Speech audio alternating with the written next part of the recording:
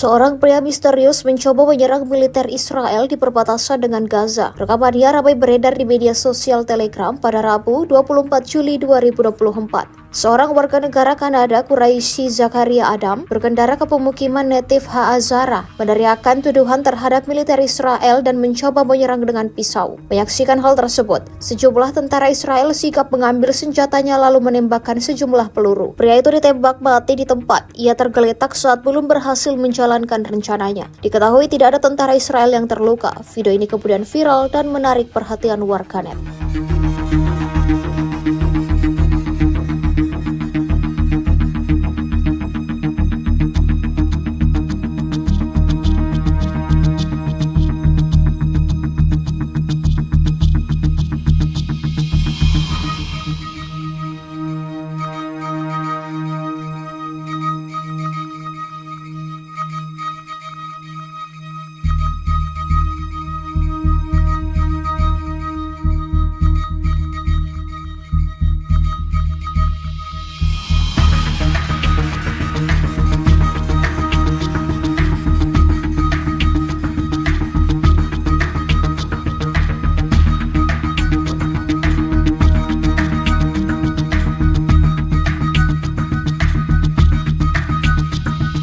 Download Tribun X sekarang, menghadirkan lokal menjadi Indonesia.